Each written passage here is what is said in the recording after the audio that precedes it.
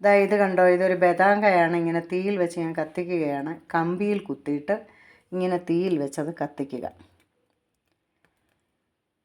ഇപ്പോൾ നമ്മൾ ഡൈ ചെയ്ത് കഴിഞ്ഞ് ഫുള്ള് തലയിൽ ഇത് തേക്കാൻ പറ്റില്ല, അത് ഒക്കുന്ന കാര്യമല്ല. അതുകൊണ്ട് നമ്മൾ ഡൈ ചെയ്ത് കഴിഞ്ഞിട്ട് അടുത്ത ഡൈയുടെ ഇടയ്ക്ക് അടുത്ത ഡൈ ചെയ്യാൻ പറ്റിയില്ല, എവിടെയെങ്കിലും ഒന്ന് പോകണം, ഭയങ്കരമായിട്ട് മുടികളൊക്കെ വെളുത്തിരിക്കുന്നു എന്ന് കാണുമ്പോൾ എന്ത് ചെയ്യാം, ഇങ്ങനെ ഒരു ബദാങ്ക കത്തിച്ച് അത് ഫുള്ള് കത്തിത്തീരുകണ്ട, ഇത് ഫുള്ള് കത്തിത്തീരുന്നിടം വരെ ഇങ്ങനെ പിടിച്ച് കുറേ കത്തിക്കഴിഞ്ഞതിന് ശേഷം, ഫുള്ള് കത്തിക്കഴിഞ്ഞതിന് ശേഷം ഇത് തീ കെടുത്തിയിട്ട് ഇതൊരു തണുത്ത് കഴിയുമ്പോൾ നമ്മൾ എന്ത് ചെയ്യണമെന്നറിയോ, ആ നരയുടെ മുകളിൽ, അതായത് തലയിൽ ആ നരമുടിയുടെ റൂട്ടിലിങ്ങനെ തേക്കുക. തേക്കുമ്പോൾ അത് നാച്ചുറലായിട്ടത് കറുത്ത് വരും.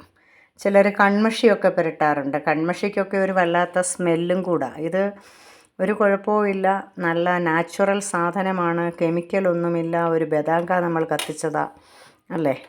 ഇതായപ്പോൾ ഞാൻ കാണിക്കാം. കണ്ടോ, കത്തിക്കൊണ്ടിരിക്കുകയാണ്. ഇത് ഫുള്ള് കത്തിക്കഴിഞ്ഞ് കഴിയുമ്പോൾ ഇത് നമുക്ക് ബാക്കിയുള്ളതൊരു പാത്രത്തിൽ വെച്ചിരുന്നാൽ മതി. എപ്പോഴെങ്കിലും വേണ്ടപ്പോൾ പിന്നെയും എടുത്തതുപോലെ ആ നരമുടിയിൽ ഒന്ന് ഉരച്ചാൽ മതി. മുടിയുടെ റൂട്ടിൽ ഒന്ന് ഉരച്ച് കൊടുക്കുമ്പോൾ നല്ല നാച്ചുറലായിട്ടത് കറക്കും. കണ്ടോ, അതിനാണ് ഞാനിങ്ങനെ കാണിക്കുന്നത്. പറയുന്നതിനേക്കാൾ നിങ്ങൾക്ക് എളുപ്പമാവുമല്ലോ കാണിക്കുമ്പോൾ എന്ന് വിചാരിച്ചിട്ട് കാണിക്കുക. അപ്പോൾ ഇതെല്ലാവരും ഒന്ന് ചെയ്ത് നോക്ക്, എന്നിട്ട് റിസൾട്ട് പറ. 100% റിസൾട്ടാണ്, അറിയാമോ. നാച്ചുറൽ ആ സാധനം. വിത്ത് ഇതിൻ്റെ ഓയിലോട് കൂടി നമുക്കത് ഉരച്ച് എടുക്കാൻ പറ്റും. ഫുള്ള് ഞാനിതാക്കി. കണ്ടോ ബദാങ്ക. ഓക്കെ, അപ്പം ഇങ്ങനെ ചെയ്ത് നോക്കുക. നല്ല സൂപ്പറായിട്ടുണ്ട് അല്ലേ.